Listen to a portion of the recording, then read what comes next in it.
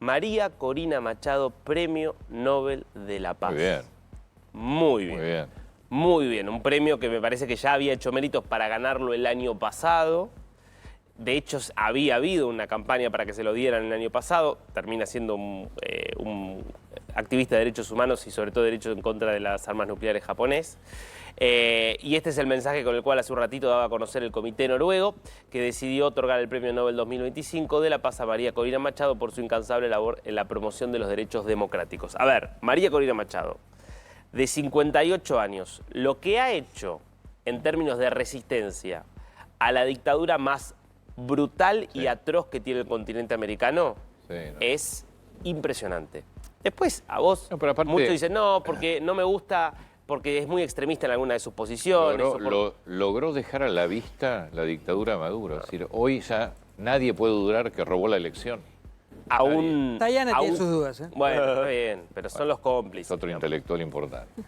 Pero María Corina Machado en octubre, noviembre de 2023, dictadura que tenía el control absoluto de la situación, ella dice, va a haber elecciones el año que viene y las vamos a ganar.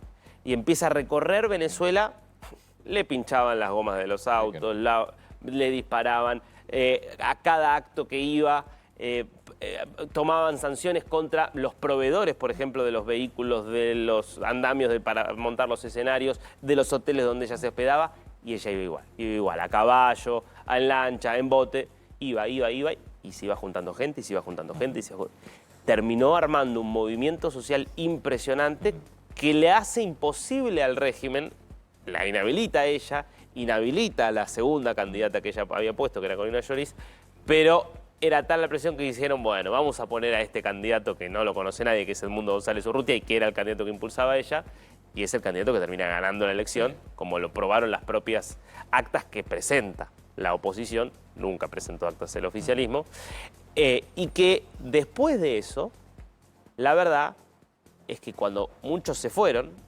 ella se quedó, vive en la clandestinidad, no sabemos si en la clandestinidad o en alguna embajada, pero lo cierto es que vive perseguida desde hace un año, sigue en Venezuela, y es una persona que, la verdad que te guste o no, ha puesto su vida al servicio de que haya una transición. No, pero aparte le dejó en claro al mundo, y lo dejó en claro, que Maduro es un dictador. Quedó muy explícito. Y Tayana sabe que es un dictador. Sí, obvio.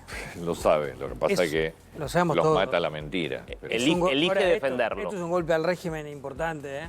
Que le den el Nobel de la Paz. Es un golpe más, obviamente. Al régimen no le importa nada. Pero es verdad que ya internacionalmente te lo estaba visibilizando de una manera... Ya, digamos, a esta altura... Nada, el régimen, nada. Yo creo que fue, para mí, a ver, que le den el Nobel de la Paz a alguien que está Pero luchando no le en importa, Venezuela... Maduro te la hace desaparecer mañana si la Sí, encuentra, ya lo no sé. le importa nada. Puede pasar, digo, puede ser que Maduro no le importe a él, pero sí a aquel que no sabía que había una dictadura en Venezuela, me parece que se termina de enterar con esto.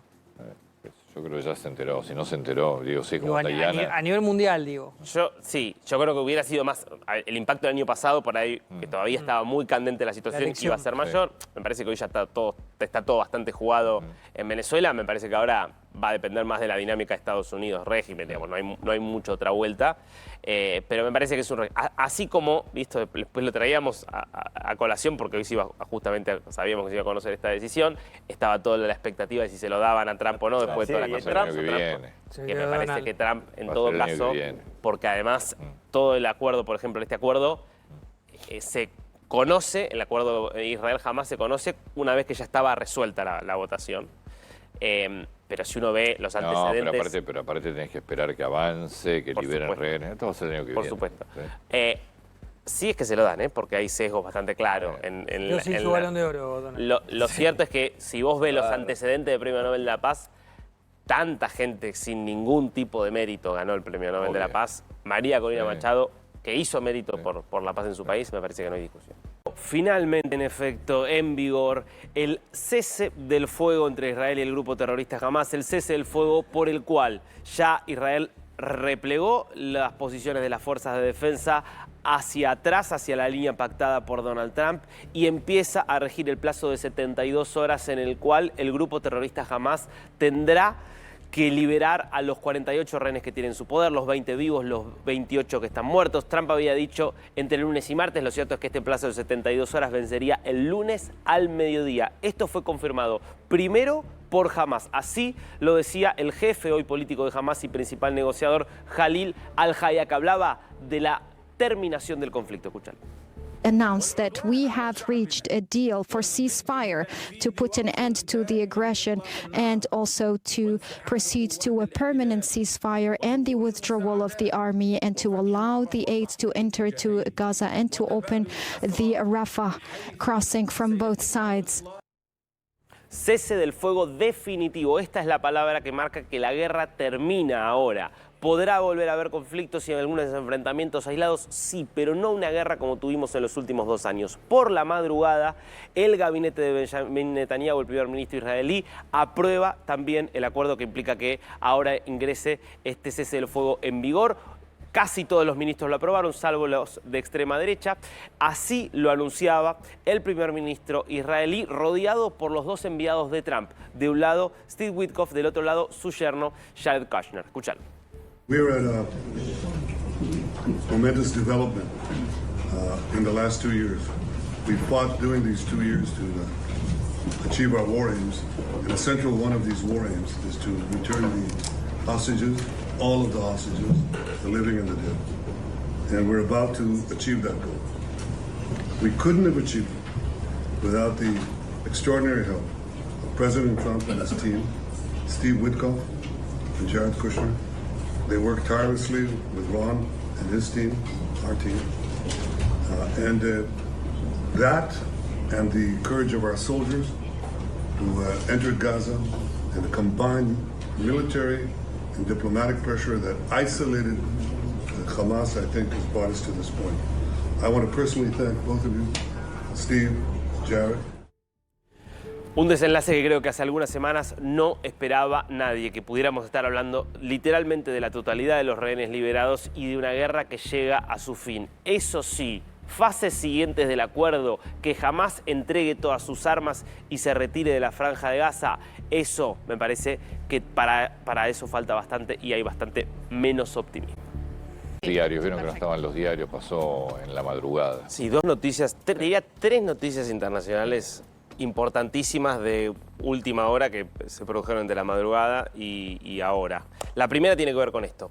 Perú vuelve a quedarse sin presidente. En realidad, vuelve a modificar su presidente. Estamos hablando en caso de José Sherry, que es el hombre que juraba a las 3 de la madrugada nuestras, 1 de la mañana de Perú, como presidente, siendo presidente del Congreso, designado como presidente tras un proceso de destitución contra Dina Boluarte. Se va a convertir se convierte ya en el 7º presidente en los últimos 9 años que tiene Perú. 7 presidentes en 9 años, yo creo que nos supera a nosotros, ¿no? Nuestro famoso récord. 5 en un mes. Nosotros tuvimos 5 en una semana. Bueno, sí. Pero fue un momento puntual. Sí, esto se volvió una crisis cíclica. Un momento puntual que lleva una década. Que lleva exactamente una década. A ver, varias cosas para decir. Arranquemos, si querés, por lo último. ¿Por qué termina siendo destituida Dina Boluarte? Perú vive una crisis de inseguridad muy fuerte, probablemente la mayor crisis de inseguridad desde los 90, cuando en ese momento estaba muy ligada al terrorismo y Sendero Luminoso.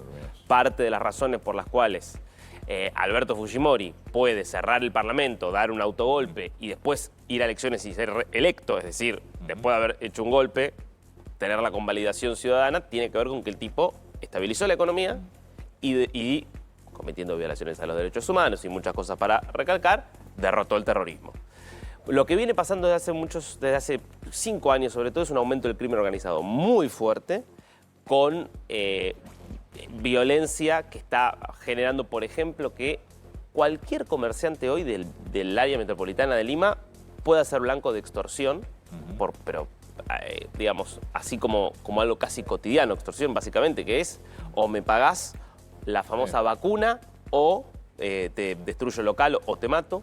Muchos conductores de colectivo que en Perú están totalmente desregulados, no es como acá que son las líneas, es un sistema muchísimo más informal donde el colectivo va pasando y te levanta, te bajás, digo, es un sistema bastante más desregulado.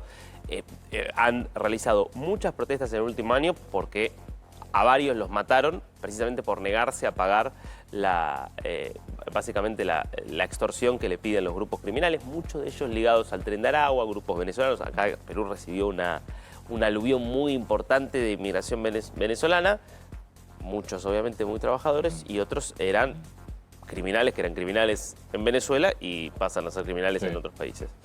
En ese contexto se produce antes de ayer una situación insólita que era un recital en Chorrillos, que es en el área de Lima, una banda de cumbia bastante conocida que es Agua Marina y una balacera en medio del recital.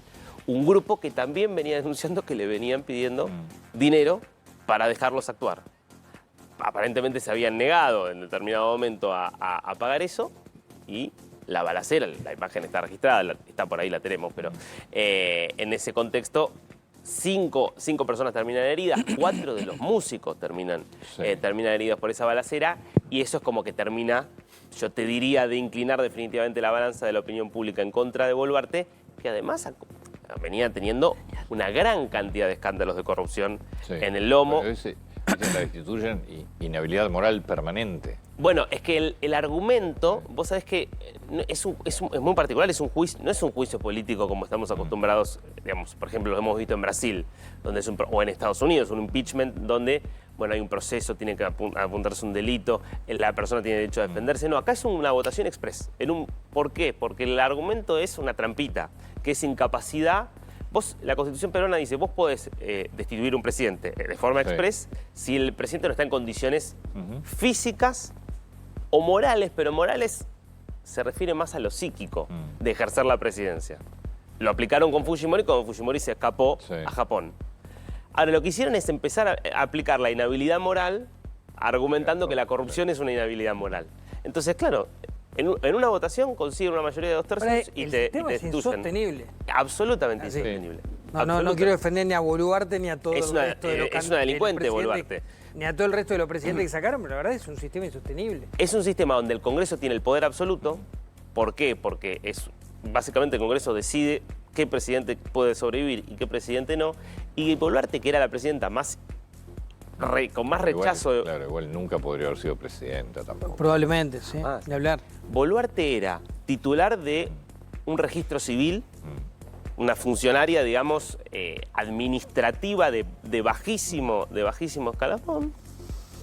A un partido de extrema izquierda, que es Perú Libre, dice, nos quedamos sin candidato porque nuestro líder está inhabilitado. Bueno, pongamos a este maestro rural que es Pedro Castillo, y hay que conseguir una mujer que lo acompañe. Ah, bueno, está esta señora acá. Lo destituyeron y ahora asumió ella. Castillo trató de hacer un golpe a los Fujimori y lo destituyeron. Ahora vos fijate, vos tenés Pedro Pablo Kuczynski, fue electo en 2016, 1 año y 200 días en el cargo. Después asume Martín Vizcarra, 2 años y 200 días en el cargo. Después Manuel Merino, 5 días. Francisco Sagasti, 252 días. Pedro Castillo, 1 año y 132 días. Dina Boluarte, 2 años y 305 días. Fíjate en la inflación de Perú. 2% anual. No, sí, 2% anual, redondeando. Esto es lo que es insólito. Obvio. Está completamente por el otro lado va la economía. Lo que pasa es que la economía ya estaba ordenada desde hace muchos años. Claro, está bien, pero vos tenés... A ver, un cambio de presidente cada año y medio y la economía sigue ordenada. Totalmente, sigue ordenada. Funciona por otro carril porque además cada gobierno que asumen tiene las manos atadas como para poder tomar medidas económicas que puedan generar una desestabilización. La verdad que representa prácticamente en cuanto a recambio o a la poca presencia que tiene, me parece, un presidente en Perú, prácticamente un jefe de gabinete acá. Más o menos, está bien. El poder que tiene es insignificante. Es el poder que le presta el Congreso. Sin duda. Lo tremendo es que es muy difícil resolver problemas que tiene Perú, hoy lo de la seguridad, sin poder presidencial. Vos necesitas un presidente empoderado, al que respeten las Fuerzas Armadas, al que respete la justicia y que presente un plan. Te cierro con esto, Antonio. Los antecedentes de de Herry, que es un tipo de 38 años, son maravillosos, ¿no? Investigaciones por denuncia de abuso sexual, desobediencia a la autoridad, actos de corrupción en el Congreso. Y es el presidente. Es el actual presidente. Digo, es un largo prontuario tiene, con solo 38 años, uno de los más jóvenes de la historia. El año que viene hay elecciones, se supone que aguantará hasta el año que viene que habrá elecciones, y habrá que ver si podrá salir de esta situación. Está en Bolivia, está Joana. Joana, ¿cómo estás? Buen día. Antonio, equipo, buen viernes para todos. Así es, estamos en Bolivia, precisamente en Santa Cruz de la Sierra, en donde en este momento no dejan de llegar vehículos desde anoche, a altas horas de la noche, a cargar combustible, Antonio, por la crisis económica que está viviendo Bolivia y también la crisis de combustible. Mirá lo que es la situación en este momento. Vehículos que han llegado, Antonio, desde ayer a la tarde y que empezaron a cargar recién hoy a la mañana porque llegó el tanque que abastece a esta estación de servicio donde estamos ubicados ahora, que es de nafta. La crisis económica en Bolivia, Antonio, es muy fuerte. Vienen manejando esta disparidad en relación al dólar oficial y al dólar blue. Sí, Antonio. No, a ver si entendí bien. La gente que está allí con los autos llegaron ayer, están haciendo filas de ayer y van a empezar a cargar ahora. Wow. Así es. El tanque que abastece, te voy a mostrar, vamos a dar vuelta a la cámara para mostrar la estación de servicio. Estuvimos temprano hoy en la mañana y acá no había nadie, no había movimiento porque no había combustible desde ayer. Gente que ha venido desde las 5 de la mañana hoy o desde las 12 de la noche. El primero que cargó fue desde las 12 de la noche. Pasó toda la noche estacionado aquí en el auto y apenas habilitaron, cargó. Hay gente que hace 24 horas de cola para poder cargar combustible y cuando se enteran que viene, que hay una estación de servicio que está vendiendo combustible, llegan. Nos dicen que va a durar hasta las 10 de la mañana. Acá son en Bolivia las 8 menos 10 de la mañana. O sea, 3 horas para poder cargar y el que le llega y le toca buenísimo y el que no va a tener que seguir esperando en esta cola que viene pasando así, Antonio, desde el martes. Nuevamente el problema de combustible surge a partir de las declaraciones que hace el presidente de YPF Bolivia, en donde dice que va a haber un bache en el combustible. Vamos a caminar un poquito la cola. Que va a haber un bache en el combustible porque se va a llegar a cubrir un 70 y 80% de la demanda, que es lo que pide el gobierno. Ahora, por si la esto escasez pasa de dólares, en ¿no? Santa Cruz de Se la necesitan Sierra, más. No, imagínate lo que... olvídate el resto de Bolivia. Claro, pero es un país que está con una economía paralizada por este tema hace muchos meses. Pero digo, si esto es Santa Cruz de la Sierra, que es el estado más rico de Bolivia, imagínate el resto de Bolivia. ¿No quieren hablar? Vamos a preguntarle a la gente. Hola, buen día. ¿A qué hora llegaste? ¿Cómo? ¿A qué hora llegaste?